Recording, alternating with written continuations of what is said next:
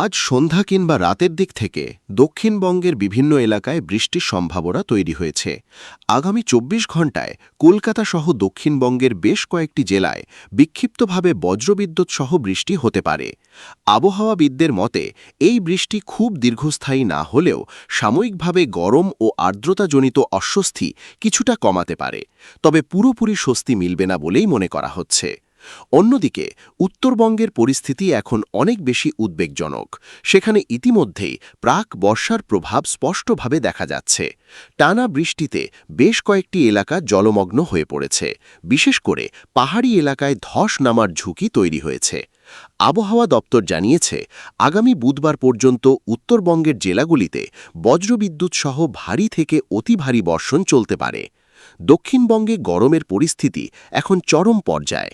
পশ্চিমাঞ্চলের কয়েকটি জেলায় তাপমাত্রা ইতিমধ্যেই ৪০ ডিগ্রি সেলসিয়াস ছাড়িয়ে গেছে।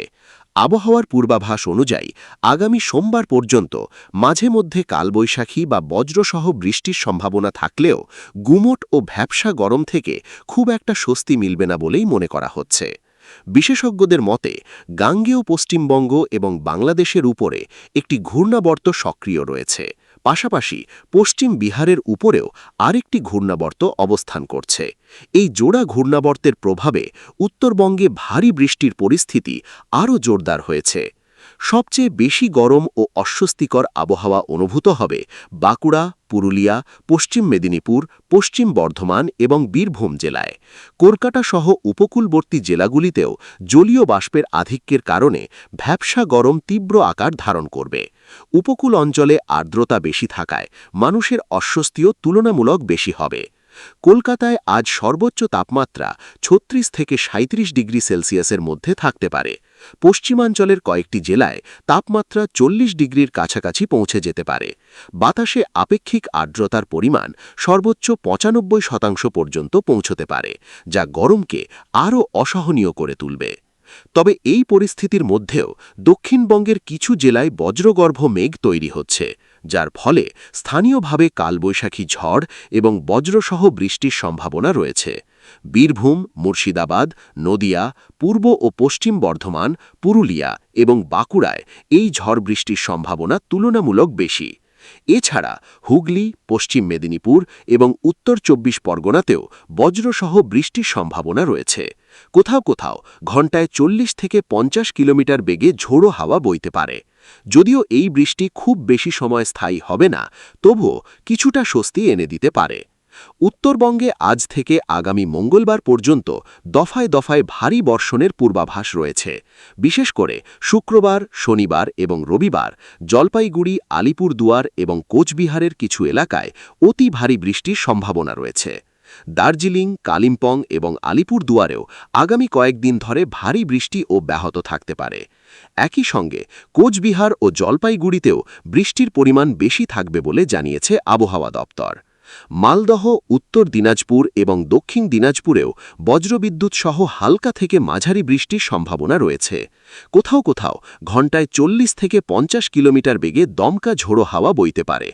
পাহাড়ি এলাকায় টানা বৃষ্টির কারণে ছোট নদী ও ঝর্ণাগুলির জলস্তর বাড়ছে। এর ফলে নিচু এলাকায় জল জমা এবং পাহাড়ি রাস্তায় ধস নামার আশঙ্কা তৈরি হয়েছে। প্রশাসনের তরফে ইতিমধ্যেই সতর্কতা জারি করা হয়েছে। এদিকে দক্ষিণবঙ্গের মানুষ এখন সামান্য বৃষ্টির আশায় দিন গুনছেন, কিন্তু বৃষ্টি হলেও তা খুব বেশি স্থায়ী হচ্ছে না। কিছু সময়ের জন্য আকাশ মেঘলা থাকলেও পরে আবার আগের মতোই গরম ফিরে আসছে, ফলে অস্বস্তিকর পরিস্থিতি পুরোপুরি কাটছে না। আজ বিকেল বা সন্ধ্যার দিকে কলকাতার আবহাওয়ায় পরিবর্তন দেখা যেতে পারে। দুপুরের পর মেঘের আনাগোনা বাড়বে এবং শহরের কিছু এলাকায় বজ্রবিদ্যুৎ সহ হালকা থেকে মাঝারি বৃষ্টি হতে পারে। বীরভূম, পূর্ব বর্ধমান এবং নদিয়ায় কালবৈশাখীর সম্ভাবনা তুলনামূলক বেশি। পাশাপাশি পশ্চিম বর্ধমান, পুরুলিয়া, বাঁকুড়া, পশ্চিম মেদিনীপুর, মুর্শিদাবাদ, হুগলি এবং উত্তর ২৪ পরগনাতেও ঝড় বৃষ্টির আশঙ্কা রয়েছে। এসব এলাকায় ঘণ্টায় ৪০ থেকে ৫০ কিলোমিটার বেগে ঝোড়ো হাওয়া বইতে পারে। কোথাও কোথাও স্বল্প সময়ের জন্য ভারী বর্ষণও দেখা যেতে পারে। আবহাওয়া বিশেষজ্ঞদের মতে আগামী কয়েকদিন দক্ষিণবঙ্গে গরম ও ভ্যাপসা অস্বস্তি পুরোপুরি কমবে না, তবে মাঝে মধ্যে কালবৈশাখী এবং বজ্রসহ বৃষ্টির কারণে সাময়িকভাবে তাপমাত্রা কিছুটা কমতে পারে। অন্যদিকে উত্তরবঙ্গে আগামী কয়েকদিন দুর্যোগপূর্ণ আবহাওয়া অব্যাহত থাকবে। ভারী থেকে অতি ভারী বর্ষণের কারণে সাধারণ মানুষকে সতর্ক থাকার পরামর্শ দেওয়া হয়েছে। বিশেষ করে পাহাড়ি এলাকায় অপ্রয়োজনীয় যাতায়াত এড়িয়ে চলতে বলা হয়েছে প্রশাসনের তরফে।